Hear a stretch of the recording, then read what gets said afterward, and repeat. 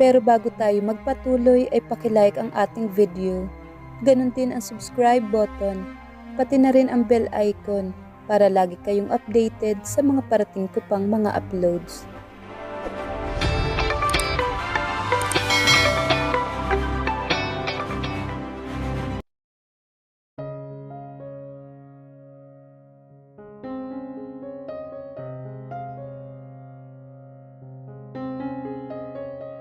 Hindi na bumalik sa party si Blake, bagkus ay nag-iinom na lang ito sa bar ng yacht. Kailan pa siya nawala sa sarili para piliting makipagtalik ang isang babae? Hindi naman sa pagmamayabang, pero ang mga babae ang mga naghahabol sa kanya. Nawawala ang kontrol niya sa sarili at nagiging siyang possessive at diktador pagdating sa babaeng yun. Nawawala ang pagiging kalmante at nauubos ang pasensya niya dito. Sakit niya sa ulo. Pupuntahan niya sana ito kanina dahil alam niyang may sugat ito sa labi. At dahil kahit papano, gusto niyang i-check ito kung kumusta na ito. At humingi na rin sana ng paumanhin dahil nabigla siya nang makita niyang akmang sasampalin ito si Monique. Lalong uminit ang ulo niya at nawala ang kung anumang plano niyang gawin. Nang makita niya ito nakasama si August na humahaplos pa sa pisngi niya at parang itong knight in shining armor nito. Napakatapang nito sa harapan niya samantalang kanina lang inaalo ito ni August at sinusuyo. He's a calm and patient man, pero pagdating dito nagiging rough at nawawalan siya ng pasensya. She's his Tito's girlfriend and soon to be wife, pero heto siya, muntik na niya itong angkinin kanina. Kailangan niyang gumawa ng paraan para hindi matuloy ang proposal ng tito niya dito. Ayaw niyang maging kawawa ang tito niya sa ganong klaseng babae. Pero in denial siya sa atraksyong nararamdaman niya. Baka gusto mo siya para sa sarili mo, kaya gusto mo siyang ilayo sa Tito Marco mo. Casper at August, anang isip niya. Bigla niyang nabato ang hawak na baso sa labas ng dagat. Damit, lalo lamang nagulo ang isip niya dahil sa babaeng yun. Hindi niya matanggap ang atraksyon na nararamdaman niya para sa babae. Nagising si Kiara, nakatabi sa kama si Blake at amoy alak ito. Naka-shorts ito at hubad baro. Nang mapagmasdan ang katawan nito, biglang parang nag-init ang katawan niya. Mabilis siyang bumangon at sinuot ang dalang pinakadesenteng floral blouse. Nag-ayos siya ng sarili at tumungo sa kitchen para maghanap ng makakain dahil hindi siya nakapag-lunch at nakapag-dinner kagabi. Napansin niyang tahimik ang paligid at nakadaong yacht sa napakaganda at maliit na isla na puno ng mga nagtataasang buko at may mangilan-ngilan pang private rest house. Puno ng pagkain ng ref pero walang luto doon. Nagluto siya ng ham at kumuha ng cheese na siyang nilagay niya sa kanyang sandwich at nagtimpla ng instant coffee. Sa gutom, nakatatlong sandwich siya. Pagkahugas ng pinagkainan, nilibot niya ang yacht at wala nang ibang tao kung hindi silang dalawa lang ni Blake. Naiilang siya sa kaisipang silang dalawa lang ang naroroon. Namimiss na niya ang pamilya niya. At sa susunod na linggo, operasyon na ng kanyang ina. Kailangan makauwi siya on time para sa test ng ina bago ang operasyon. Nagpunta ng deck si Blake nang hindi niya namalayan, marahil sa lalim ng iniisip niya. Pinuntahan niya ito para tanungin. Mukhang tayo na lang ang naiwan dito, aniya sa lalaki. Yes, natutulog ka pa kasi kanina. And I told them na we will stay as I want to visit another island. Okay. Yun na lang ang nasabi niya. Let's have breakfast. Masuyo yung sabi nito sa kanya. Tapos na ako. May tira pa sa niluto ko kanina nasa mesa. Kung gusto mo lang. Kung hindi naman, itapon mo na lang. Okay, I'll just eat it. I'll just have breakfast, then I'll drive the yacht papunta sa isang island na hindi naman din kalayuan dito. Tumango siya dito. Mukhang maganda ang gising ng loko at nag-uusap sila ng walang tensyon. Malapit lang ang deck sa kitchen nito, kaya nakikita niyang lalaki na maganang kumakain. Bigla niyang naalala na muntik nang may namagitan sa kanilang dalawa. At sa isiping yun, nag-init ang katawan niya at namumula ang pisngi niya. She will admit na attracted siya dito. Matangkad itong lalaki at talaga namang manling-manly ang dating. Kahawig nito ang paborito niyang Korean actor na si Lee Jin-wook. Pero young version nito at clean-cut look ang buhok. Napapitlag siya nang magsalita ito sa may likuran niya. Lutang na naman kasi ang isip niya. I'll drive the yacht. If you want, you can come with me para makita mo ang harapan. And you will enjoy the view. Okay, sasama ako. Anito sa kanya. Mauna ka na, malapit na ako. Ano kayang nakain nun at napaka-pleasing kausap at hindi nakabulyaw sa kanya ngayon. Anyway, mas maganda na rin yun. Pagod na rin kasi siya emotionally. She enjoyed the front view and Blake was like his tourist guide. Nakakapanibagong pakikitungo nito sa kanya at sa paminsan-minsan niyang pagsulyap dito, nahuhuli niya itong nakatitig sa kanya at magbabawi ng tingin pagkatapos. Pagkatapos ng kalahating oras na biyahe, bumaba sila sa isla na may mangilan-ngilan na rest houses. Napakaganda ng mga iyon, napapaligiran ng mga matatayog na puno. Huminto sila sa isang bahay na bungalow na yari sa Nara. Napakaganda ng disenyo nito at ang garden nito, napapaligiran ng mga bulaklak. May infinity pool pa ito na karugtong ng dagat. Habang may kausap sa phone si Blake, ginala ni Kiara ang mata sa ganda ng lugar. Napaka-homely nun at napakaraming mga halamang pananim. Mukhang alagang-alaga ang rest house at siguradong may nagme-maintain na caretaker dito. Let's go inside, aya ni Blake sa kanya. Giniya niya ang mga mata sa loob ng rest house. Lalong maganda ito sa loob. Kumpleto ang gamit doon. Moderno din tulad ng guest room na tinutuluyan nila. Mukhang nasa good mood ang lalaki at tinutur siya sa mga silid at sa balcony. Napakaganda ng rest house mo. Sigurado magugustuhan na magiging misis mo ang lugar na to dahil napaka-relaxing at ang ganda ng view sa labas. Aniya dito. Bigla siyang nailang nang titigan siya nito sa sinabi niya. You think magugustuhan niya to? Oo naman, napakaganda kaya. Aniya dito na hindi nakatingin ng diretsyo. Kinakabahan siya at ang bilis ng tibok ng puso niya pag magkalapit silang dalawa. Come on in the kitchen. Tara mag-lunch? Anito sa kanya. Nakakapanibagong pakikitungo nito sa kanya. Dati palagi ito nakaangil sa kanya. Ngayon kalmado at masuyo. Pinaghila siya nito ng upuan at doon na upo.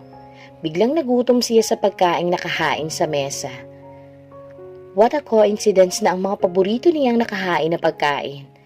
Merong inihaw na liempo na may sawsawang sampalok, seafood cajun at mga mixed fruits para sa panghimagas.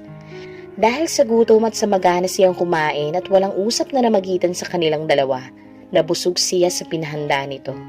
Pasensya na Blake, napasarap ang kain ko. Mukhang ako ata nakaubos. Aniya dito. Okay lang basta nag-enjoy ka sa pagkain at busog ka. I'll compliment my caretaker for that. Thank you Blake. Ako na magliligpit at maghuhugas ng pinagkainan. Aniya, tutulungan na kita. At babanlawan lang ang mga plato and then put them in the dishwasher. Anito sa kanya. Habang binabanlawan niya ang mga pinagkainan, si Blake naman nililigpit ang mesang pinagkainan nila. Hindi niya namalayan na kanina pa pala siya nakatingin sa binata at nahuli siya nito. Nang magtama ang kanilang mga mata, siya ang unang nagbaba ng tingin. Nang matapos siya sa ginagawa, pumunta siya sa living room at naroon si Blake may binabasang libro. Nag-angat ito ng mukha nang maramdaman ang presensya niya. We will stay overnight here at nilagay ko na yung maleta mo sa kwarto. Tumango at pumanhik na siya sa taas. Pagkapanhik niya, dumiretso siya sa kwartong itinuro ng lalaki. Kumuha siya ng damit pantulog sa maleta at nagtungo sa bathroom. Napakaganda ng bathroom ng silid na pinagamit sa kanya ni Blake. May jacuzzi pa yun at rainforest style ang shower nito. Para siyang nasa luxury hotel. Niready niya ang jacuzzi at doon nagbabad sa mainit-init na timpla ng tubig.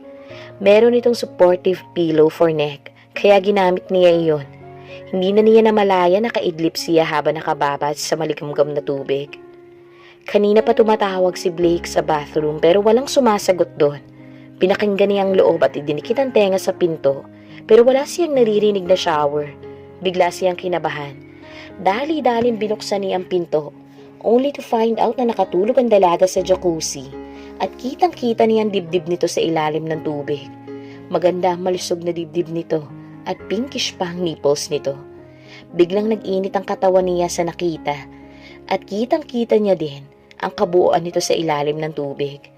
Napakaganda nito at napakaamo ng muka Kaya no wonder maraming lalaking nababaliw sa isang tulad nito.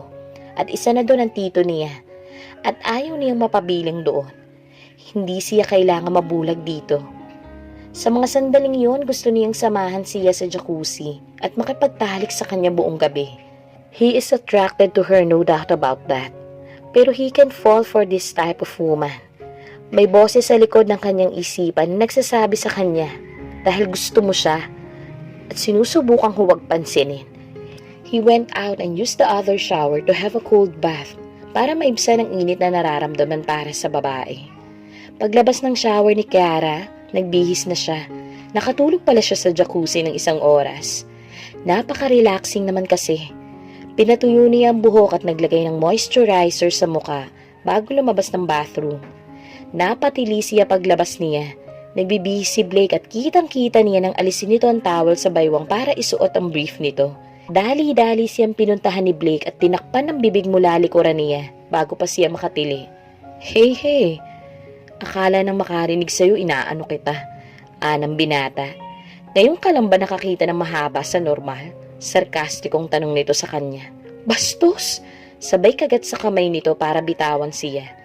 Para siyang nakukuryente habang magkalapit ang katawan nila.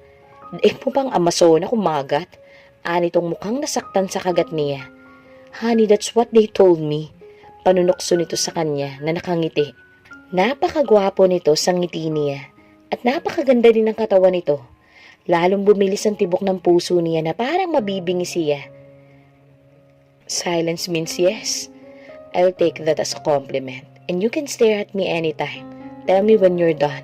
Panunokso niya dito. Para pagtakpan ng sarili, tinalukuran niya ito at pulang-pulang mukha niya sa kahihiyan.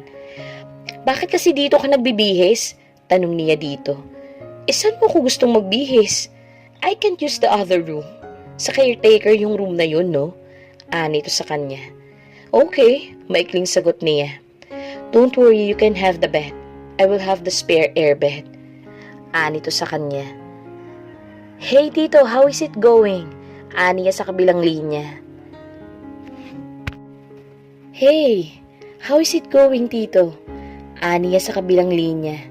I'm good, Iho. Kailan ka babalik? Tandaan mo, magpo-propose na ako next month. At kailangan ko ng tulong mo. Nakaramdam siya ng kirot sa kanyang puso sa sinabi nito. Hindi niya alam kung paano niya haharapin ang walang awkwardness ang kanyang tito. Kasama niya ang girlfriend nito at muntik ng angkinin. He just want to protect him from her, but he don't know what to feel at that moment. Part of him can't accept that she will be his Tito Marcos' wife. Iho, natahimik ka. Are you okay there? Nag-aalalang tanong nito. Yes po, Tito. Definitely will be there next week after my vacation.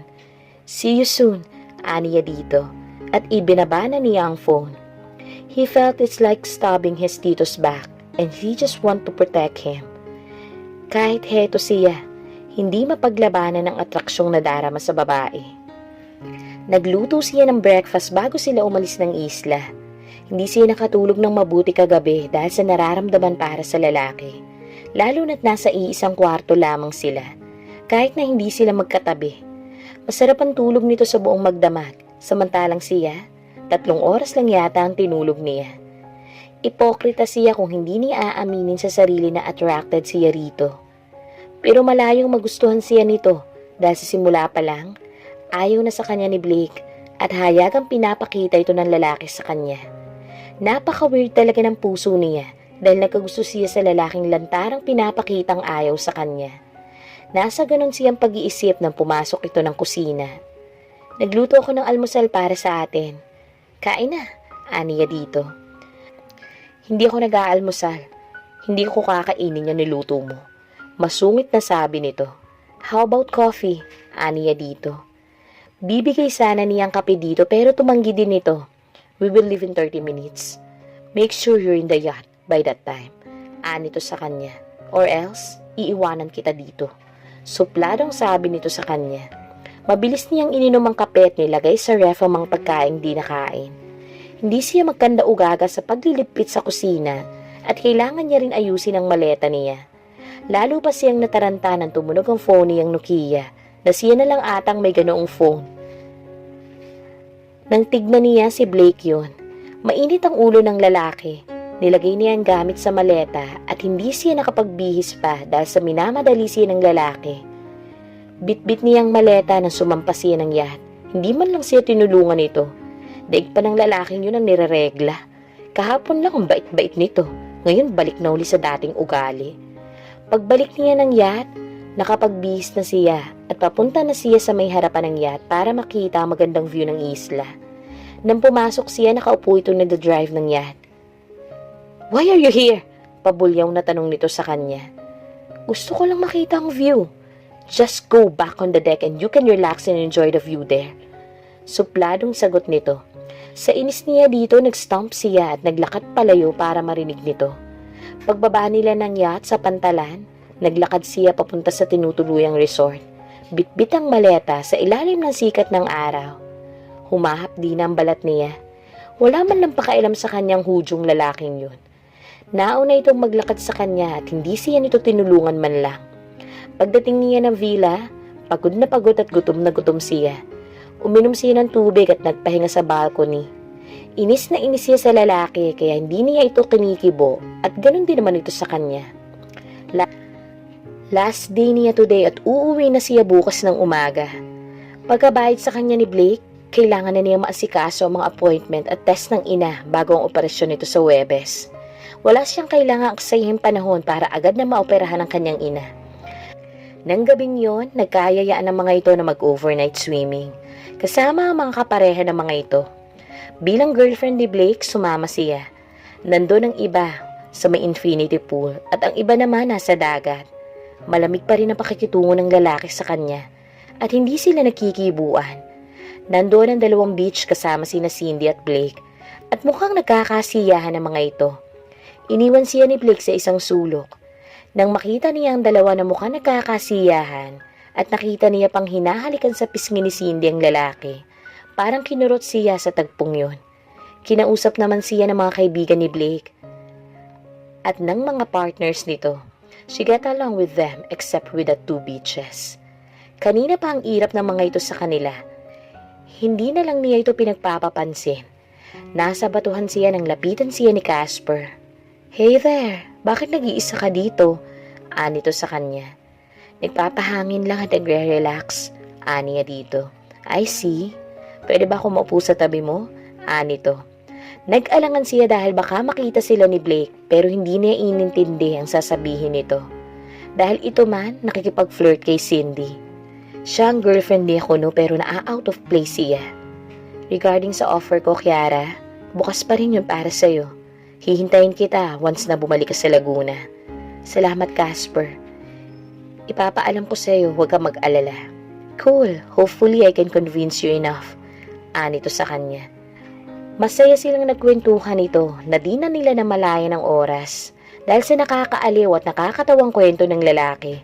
Kung hindi lang sila pinuntahan ni Blake sa batuhan, hindi nila mamamalayan ng oras. Makikita sa mukha nito na nagtitimpito ng galit. Mukhang nagkakasayahan ng girlfriend at ex-brother-in-law ko, ha? Sarkastikong patama nito sa kanila. Tumayo si Kiara dahil naramdaman niya ang tensyong namumuo sa dalawa. "Casper, salamat sa company. See you soon," aniya dito. "Looking forward to that," kanting sabi ng binata. "Salamat, Kiara. Nasiyahan din ako sa iyong kumpanya. Magkita tayo sa Laguna. Baka bisitahin kita isa sa mga araw na to kung nasa area ko." Parang wala si Blake habang nag-uusap sila. Sinadya niya yon para kahit papano makaganti siya sa bruskong lalaking to. Hinila na siya ni Blake nang mag-wave siya kay Casper. "You're really a flirt," anito sa kanya. "Nawaglit lang ako, may kasama ka na kaagad iba. Kawawa ang lalaki magiging partner mo dahil sa lawahan at flirt ka." Diretsyong sabi nito sa kanya. "Malamang kung kani-kanino ka sasamang lalaki, lalo na't sanay ka sa ganyang trabaho." "Magkano bang binahid sa'yo ni Casper sa quickie nyo?" Marahas na akusan nito sa kanya. "Ikaw, sa tingin mo, magkano kaya?" Pabalang nasagot niya dito. Punong-puno na siya sa lalaking ito, kaya sasakyan niya ang trip nito. Biglang humigpit ang hawak nito sa kanya. Nagpaalam na sila sa mga kaibigan nito at halos hila-hila siya nito hanggang makauwi sila ng villa.